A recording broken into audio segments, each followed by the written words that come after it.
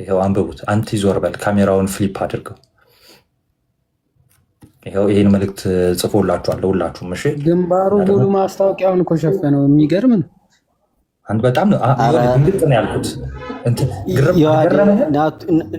ናቱ ትናንትና ያደረገውን አላየህም? ሰው ጠይቃለሁ ብሎ ገርሞሃል?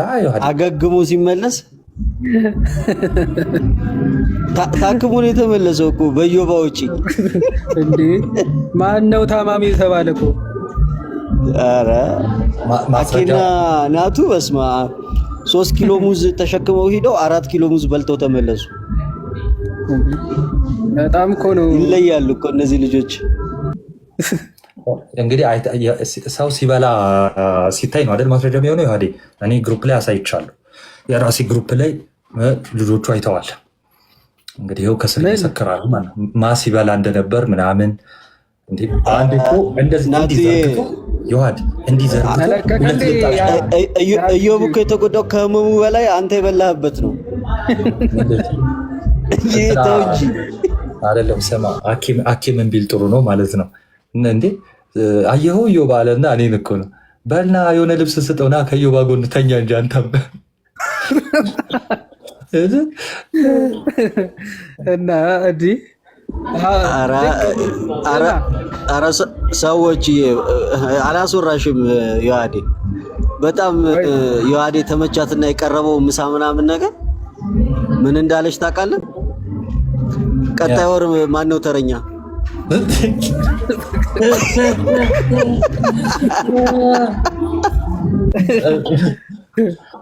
እንዴ የደጀ ሰላም ምግብ እኮ ነው የሚመስለው። እሱማ አንተ ከባድ ነው እንዴ። ቆይ ምግብ ቀረበ እንዴ? እኔ ስወጣ እኔ እኮ ኧረ እባክህ ኧረ አባቴ ትሪትመንቱ ይለይ ነበረ። ማን የታመመው እኛ ነን እሱ እያለን እኮ። የምርህን ነው? ለዚህ ነው ሲገላምጡኝ የነበረው እስከወጣላቸው እንዴ። በኋላ ቆየው በመጨረሻ ላይ አሁን ገና ተሰማኝ አለ።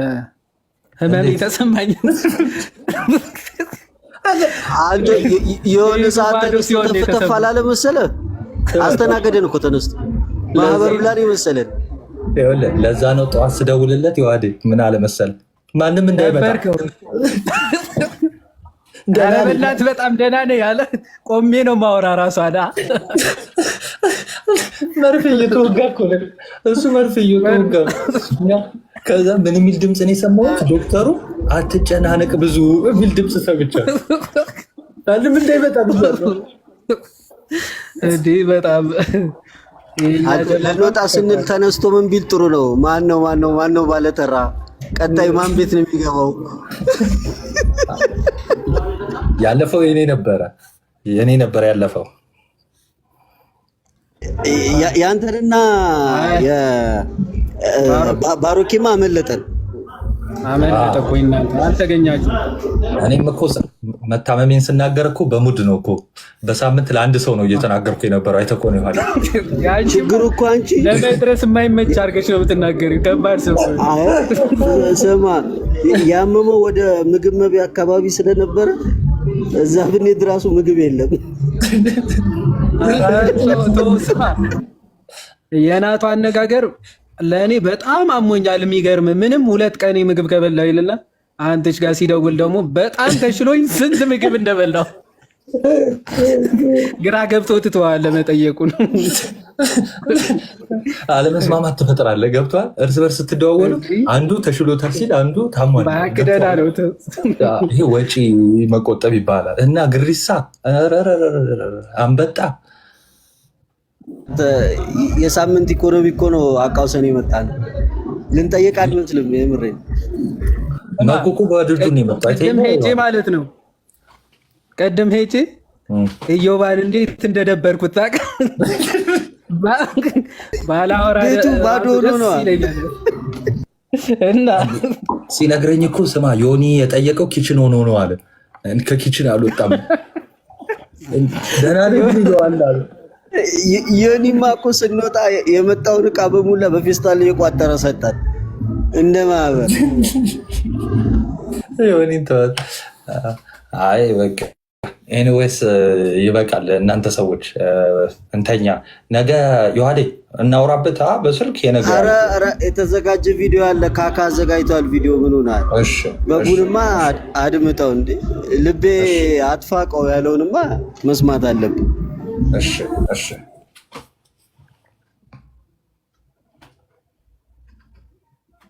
ሚዩት ነህ የነገር ሚዩት ይሆንሳል። የሚሰገድለት አንዳ የአክብሮት የጸጋ እያልክ ልቤን አትላጤ እባክህ። እኔ የተወለድኩበት ጫወታ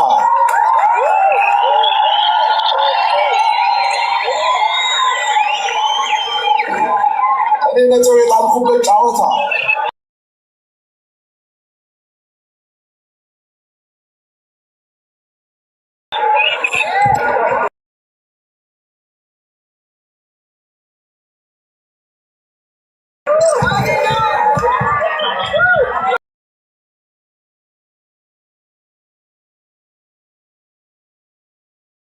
ተማሪ እንኳን ቀድሞ ተፈትኖ ገብቶ ጥያቄው ራሱ የሚሆን አይሁን ሲወጣ ግን መልስ ይናበባል።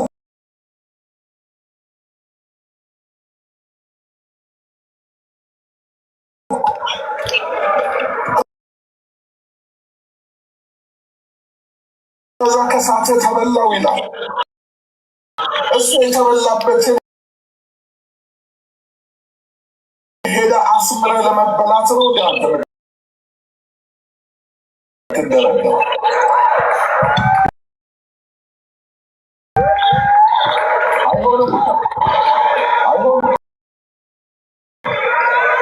የአክብሮት አለ፣ የጸጋ አለ፣ የአምላክ አለ። እኔ ደግሞ የሚያሳዝነኝ ቤኛውን ተቀብሎ ይሄን የሚል አንዳንድ ውጋ ቤት ያለ በእርግጡ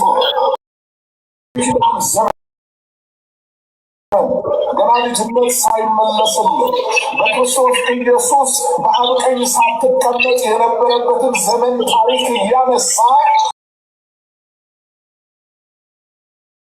አሁንም የእግዚአብሔር ልጆች ለፍጥሯን እንዲመለከቱ ለማድረግ የምትሞክረው ማቆም ነው ያለብን። ዮሐንስ እኮ ለመላኩ ሊሰጥ ፈለገ። መላኩ ተጠንቀቅ ነው ያለው። እንዳትሰግድ ተጠንቀቅ ነው።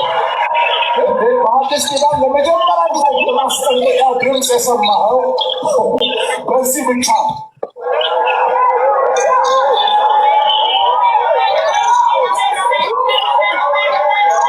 የሚሰገድለት አንዳ አክሻ እንደ አዲስ ጀመረ መሰለኝ አይደል?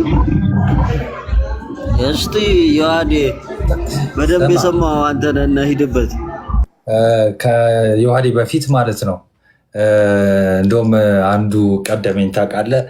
እንትን ስለ ተማሪ የሰጠው እንትን ተበለው የሚለው ምን አይነት ተማሪ ነው? ዮሐዴ ፈተና ተፈትኖ ከዛን ወጥቶ ውይ ተበላው እያለ የሚውል ምን አይነት ተማሪ ነው?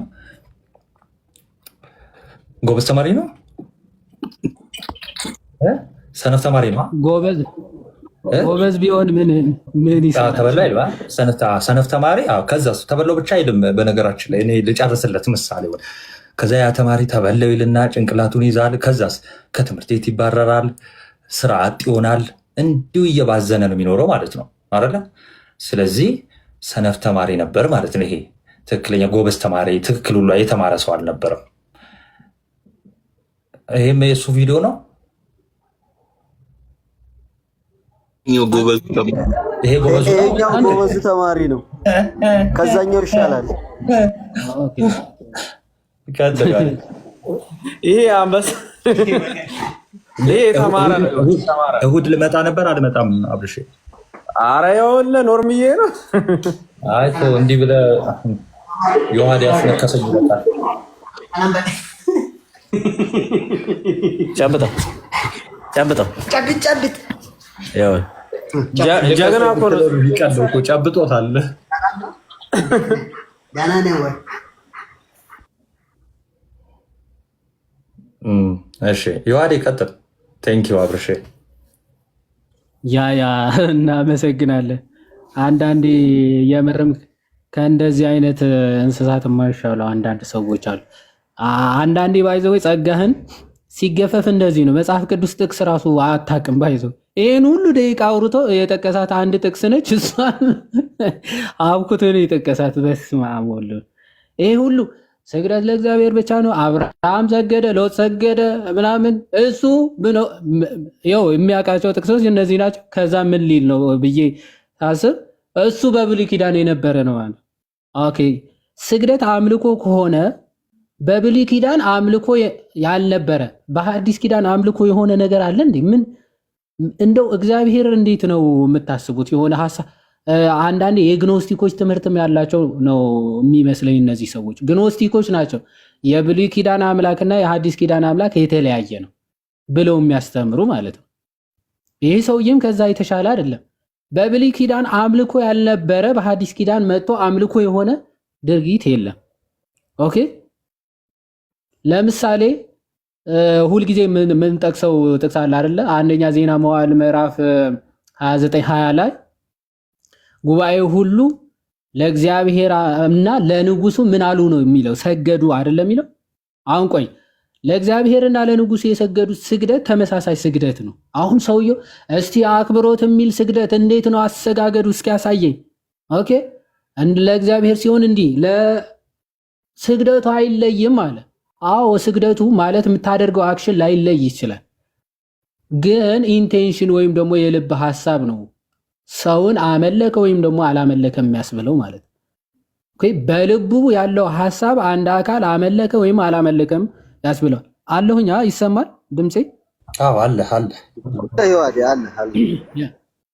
ስለዚህ የእስራኤላውያን በሙሉ ለዳዊትም ለእግዚአብሔርም ሲሰግዱ ለዳዊት አምላክ ነህ ፈጣሪያችን ነህ እያሉ ሰግደውለት አይደለም። ኦኬ ለእግዚአብሔር ደግሞ ሲሰግዱለት እንደው ንጉስ ነህ ብለው አይደለም የሚሰግዱለት ማለት ነው። ሶ ለእግዚአብሔር እንደ አምላክነቱ እንደ መለኮትነቱ ፈጣሪ፣ ገዢ፣ የፍጥረታት ባለቤት እየተባለ የሚሰገድለት የሚመለከው ምስጋና የሚሰጠው ማለት ነው። ኦኬ ለዳዊት ደግሞ እንደ ንጉስነቱ እንደ እግዚአብሔር አገልጋይነቱ ምስጋና በተሰጠው ክብር ልክ ማለት ነው የሚሰገድለት ማለት ነው። አንድ ንጉስ ፊት ሄዶ አንድ ንጉስ ፊት ሄዶ ማንም ሰው ሊሰግድ ይችላል። ኦኬ እስከ ቅርብ ጊዜ ድረስ ነገስታት ይሰገድላቸው ነበር። ነገስታቱን እያመለኳቸው ነው ማለት ነው? በጭራሽ አይደለም። ኦኬ እግዚአብሔር የሾማቸው የእግዚአብሔር አገልጋዮች ናቸው ከሚለው አንጻር ንጉስ እንደ ንጉስነቱ ይከበራል ማለት ነው። መጽሐፍ ቅዱስም ለነገስታት ተገዙ ስለሆነ የሚለው ማለት ኦኬ ለነገስታት ጭምር ተገዙ ሲል ባይዘው ከሚሰጣቸው ክብር አንጻር አክብሯቸው እየተባለ ነው ማለት ነው። ነገስታትን ማክበር ኃጢአት አይደለም፣ በአክብሮት መስገድ ማለት ነው። ቅዱሳንን ማክበር እንደዚያው ኃጢአት አይደለም። ግን እነሱ ፈጣሪ አምላክ ናቸው እያልክ አይደለም መስገድላቸው። እንደዛ እያልክ ከሰገድክ ኦፍ ኮርስ አምላክ ታደርጋቸዋለህ። ናቡከደነጾር ኦኬ ለእኔ ስገዱ አለ ሲባል ምን እያላችሁ ስገዱ? ኦኬ እንደ ንጉስነቴ ስገዱልኝ ስላለ ነው አንሰግድም ያሉ 3 ደቂቆ። እንደዛ ቢሆን ኖሮ ማለት ነው ናቡከደነጾር ለዳንኤል ተደፍቶ ሰገደ። ተው እኔ ለአንተ አልሰግድም ብዬ አንተ ለእኔ ትሰግዳለህ ብሎ ዳንኤል ይከለክለው ነበር አይደል? ትንቢተ ዳንኤል ምዕራፍ አይ ቲንክ ምዕራፍ 2 አካባቢ ካልተሳሳትኩኝ ምዕራፍ 2 ላይ ናቡከደነጾር ለዳንኤል ሰገደ። ለዳንኤል የሰገደው ግን ዳንኤል ለእኔ ስገዱ ብሎ አልሰግድም ብሎ እምቢ ብሎ ነው አይደል? ወደ አናብስት ጉድጓድ ተጥሎ ነው። ወደ አናብስት ጉድጓድ የተጣለው ዳንኤል ከአናብስት ጉድጓድ እግዚአብሔር አምላክ ሲያወጣው ከዛ በኋላ ናቡከደነጾር ለዳንኤል ሰገደ። አሁን ዳንኤል አልሰግድም ያለበት ምክንያትና ናቡከደነጾር የሰገደበት ምክንያት ለዳንኤል ሁለቱም ኢንቴንሽናቸው ነው የሚለያየው። ኦኬ ኢንቴንሽናቸው ወይም ደግሞ ሐሳባቸው የተለያየ ነው።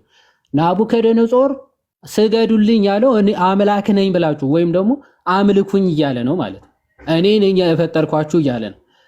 ዳንኤል ናቡከደነጾር ለዳንኤል ሲሰግድ ግን አንተ ፈጣሪ ነህ ሳይሆን የዳንኤል አምላክ ኦኬ እውነተኛ አምላክ ነው ብሎ ነው ማለት ነው። ሶ ለዳንኤል የሚገባውን ክብር ሰጠ። ዳንኤል ሲከለክለው አንመለከትም። አሁን የጠቀሰው ራእይ መጽሐፍ ራእይ ምዕራፍ 19 ራእይ ምዕራፍ 22 ከመድረስ በፊት ራእይ ምዕራፍ 3 የሚባል አለ አይደል? የምር እንዳላነበቡና የሆነ መጻሕፍትን አንብበው እንዳላለፉ የምታውቋቸው ራእይ ምዕራፍ 19 ከመድረስ በፊት ራእይ ምዕራፍ 3 አለ። ራእይ ምዕራፍ 3 ከቁጥር 9 ካነበብክ ደግሞ እንደዚህ አይነት ሌም የሆነ አርጊመንት ራሱ ልታነሳ አትችልም። ሌም የሆነ ደካማ የሆነ አርጊመንት ልታነሳ አትችልም። ምክንያቱ ራእይ ምዕራፍ 3 ከቁጥር 9 ራሱ ክርስቶስ አይሁድ ሳይሆኑ እኛ ማለት አይሁዳውያንን ከሚሉክ አንዳንዶች ለአንተ ምን አድርጌ ከእግሮች በታች እንዲሰግዱ አደርጋቸዋለሁ ብሎ ክርስቶስ ለቤተ ክርስቲያኒቱ አለቃ ይናገራል። ክርስቶስ ለቤተ ክርስቲያኒቱ መልአክ አንዳንዶች አይሁድ ሳይሆኑ አይሁድ ነን ከሚሉ ከሰይጣን ማህበርተኞች ለአንተ ከእግር በታች ኦኬ ተደፍተው እንዲሰግዱ አደርጋቸዋለሁ አለ ክርስቶስ። ኦኬ ስለዚህ እንዲሰግዱልህ አደርጋለሁ ሲል እንዲያመልኩ አደርጋለሁ ማለት ነው። እንዲሰግዱልህ አደርጋለሁ ማለት እንዲያመልኩ አደርጋለሁ ማለት አይደለም። ሲቀጥል በግሪኩ ላትሪያና ዱሊዮ የሚባል የስግደት አይነቶች አሉ አይደል? ላትሪያ የሚለው ብዙ ጊዜ ወይም ደግሞ አብዛኛው ጊዜ ለአምልኮ ስግደት ይጠቀማል። ዱሊያ ወይም ደግሞ ዱሎስ የሚባለው አይነት ደግሞ ለክብር ኦኬ ለቅዱሳን ለመላእክት እንደየክብራቸው የሚሰገደው አይነት ስግደት ነው። ግሪኩ በተወሰነ መልኩ ስለሚለያየው ማለት የኛም የጸጋ አክብሮት የአምልኮ ተብሎ ይለያያል ማለት ነው። የጸጋ ማለት ቅዱሳን በመሆናቸው ኦኬ የእግዚአብሔር ቅዱሳን ጻድቃን በመሆናቸው የሚሰጣቸው ስግደት ማለት ነው። የአክብሮት ደግሞ ከእድሜ አንጻር ሊሆን ይችላል፣ ከስልጣን አንጻር ሊሆን ይችላል ማለት አክብሮት ሲባል ከዛ አንጻር ነው። በእድሜ በስልጣን በደረጃ ለሚደረገው ስግደት ማለት የአክብሮት። የጸጋ ደግሞ እግዚአብሔር አምላክ በሰጣቸው ጸጋ በሰጣቸው ቅድስና ልክ የሚሰገድላቸው ስግደት ነው። የአምልኮ ከተባለ ደግሞ ለእግዚአብሔር አምላክ የሚሰጥ ስግደት ነው። ያ እግዚአብሔር አምላክም ከሱ ውጪ የማይደረግለት ከሱ ውጪ ልናደርገው የማንችለው ስግደት ነው ማለት ነው። ቤተክርስቲያናችን ይህን በደንብ ነጽራ ለይታ ከመጽሐፍ ቅዱስ አጣቅሳ ትገልጻለች ማለት ነው። ሐዋርያት ሥራ ምዕራፍ 16 ከቁጥር 29ም የወህኒ ቤቱ ጠባቂ ለጳውሎስና ለሲላስ እየሮጠ ሄዶ በግንባሩ ተደፋ ይላል። በጳውሎስና በሲላስ ፊት ማለት ነው። ይህ የወህኒ ቤት ጠባቂ በጳውሎስና በሲላስ ፊት እየሮጠ ሄዶ እየተንቀጠቀጠ በመፍራት በመንቀጥቀጥ ለጳውሎስና ለሲላስ ሲሰግድላቸው የሰገደላቸው የአምልኮ ስግደት አይደለም።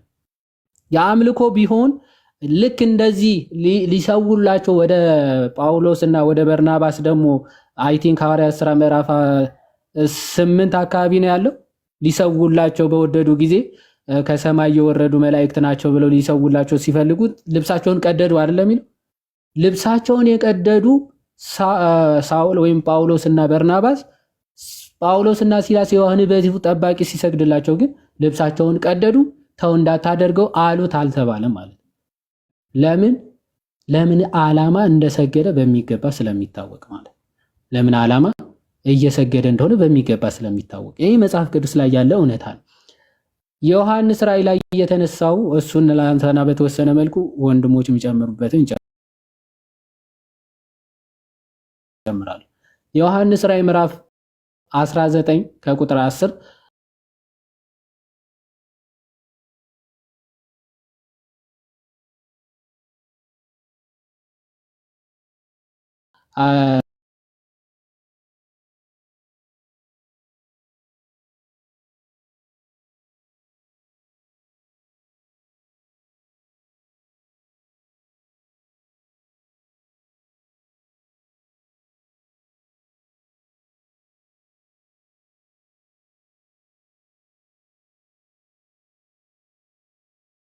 ተሳሳተ ማለት ራሱ ነውር ነው የሚሆነው ማለት ነው።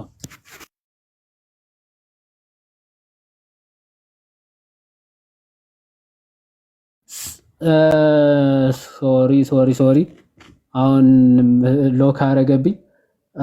በአጭሩ እንድሪያስ ዘቂሳርያ የሚባል የቤተ ክርስቲያናችን አባት ምን ብሎ ይናገራል? መላእክትን ከሰይጣናት የሚለያቸው ይላል አንዱ ይህ ነው ይላል። መላእክት ከሰይጣናት የሚለያቸው ምንድነው?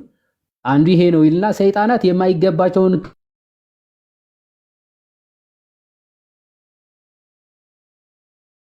ክብር አለውኝ ይሰማል አለ። በጣም ይቅርታ እችን ብቻ ተናግሬ እጨርሳለሁ። እንድሪያስ ዘቂሳርያ ምን ብሎ ይናገራል? መላእክትን ከሰይጣናት የሚለያቸው አንዱ ባህሪያቸው አንዱ መለያቸው ይህ ነው ይልና ሰይጣናት የማይገባቸውን ክብር ራሱ በትዕቢት የሚቀበሉ ናቸው። ሳይገባቸው ራሱ አምላክ ናችሁ ብትላቸው ራሱ ደስ ይላቸዋል። አሜን ብለው ነው ሲጀመር ራሳቸውም አምላክ ነን ብለው ጭምርም ስለሚናገሩ አጋንንት ሰይጣኖች ማለት ነው። መላእክት ደግሞ በአንጻሩ መላእክት ግን የሚገባቸውን እንኳን ቢሆን ስለ ትህትና ይተዋሉ ይላል። የሚገባቸውን ክብር ራሱ ቢሆን ስለ ትህትና አይገባንም ይላሉ ማለት ነው። ኦኬ አይገባንም። ለምሳሌ አንድ ሰው ትልቅ ሰው ሲመጣ ብድግ ብሎ ሲነሳ አይገባም ይላል አይደል? አይገባም ይላል። አይገባኝም ማለት ሲጀምር ትክክል አይደል ማለት ማድረግ አልነበረብም እንደው ጭራሽ ስህተት ነህ እያሉ ነው አይደለም። አይ በቃ ይሄ ክብር አትስጠኝ አይገባም ብሎ እየተናገረው ከትህትና አንጻር ማለት ነው።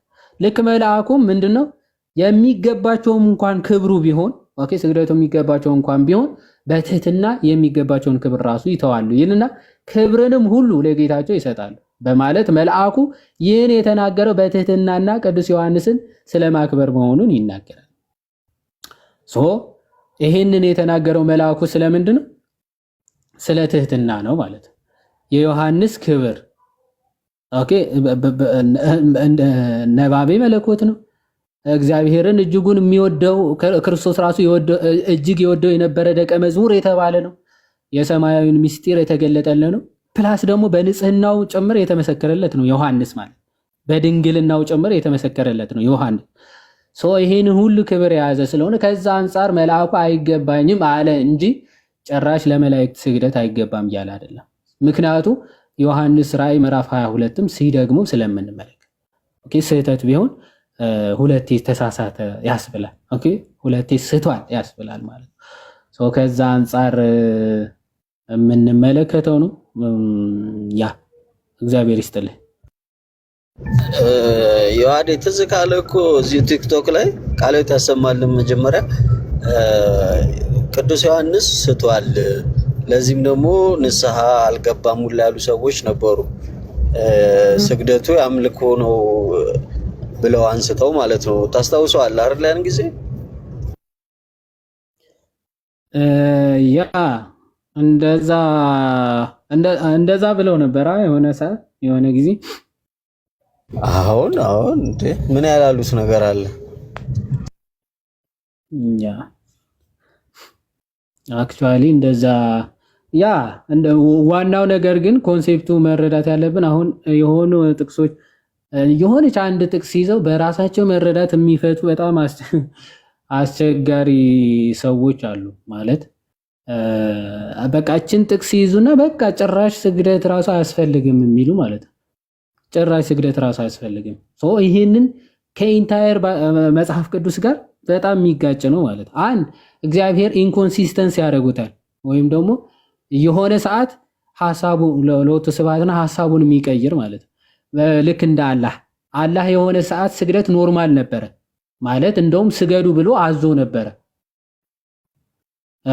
ታስታውሱ ከሆነ ቁርአን ላይ ሱረቱል በቀራ ምን ብሎ ለመላእክት እንደው መላእክቶች ለአደም ስገዱላቸው ብሎ ተናግሮ ነበር።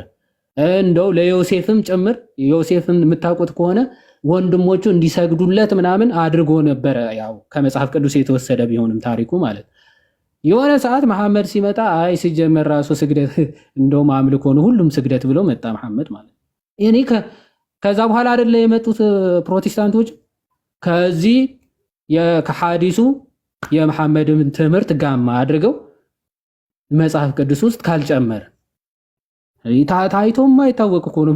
በአባቶች ታሪክ ተሰምቶም አይታወቅም። ራሱ ባይዘው ስግደት ሁሉ አምልኮ ነው የሚባል ታሪክ በቃ አሁን እኔ ፕሮቴስታንት ራሱ ማርቲን ሉተር ራሱ ለቅዱሳን ክብር ይገባቸዋል ብለው ነው የሚናገረው። አክቹአሊ ማርቲን ሉተር ራሱ እነሱን ማመስገን እነሱን ማክበር የግድ ነው ያስፈልጋል፣ ያከበራቸውን እግዚአብሔር ማክበር ስለሆነ ብሎ ማርቲን ሉተር ይናገራል።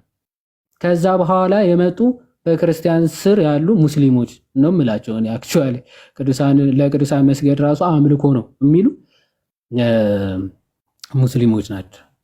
ሶ ለአላህ የሆነ መሐመድ ሲመጣ በቃ ሁሉም ስግደት አምልኮ ሆናል። ከዛ በኋላ የመጡ ፕሮቴስታንቶች በ16ኛው ክፍለ ዘመን ምናምን በቃ እንደውም ስግደት ሁሉ አምልኮ ነው የሚል ትምህርት አክቹአሊ ፕሮቴስታንቶች ራሱ እንደዛ ያምናሉ ወይ የሚለው አይሮን ነው እርግጠኛ አይደለሁም።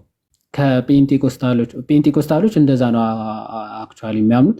ፕሮቴስታንቶች ሪፎርመሮቹ ራሱ ግን ለቅዱሳን ራሱ መስገድ አምልኮ ነው የሚል አስተምሮ አላቸው ብዬ አላስብም። ማርቲን ሉተር እንደሌለው አውቃለሁ። ሌሎቹ ግን እንትኑ ጽሁፎቻቸው ስላላነበብኩኝ በዚህ ጉዳይ እንደዛ የሚሉ አይመስለኝም። ግን የሚሉ ከሆነ እስኪ ያሳዩናል ፕሮቴስታንቶች። ያ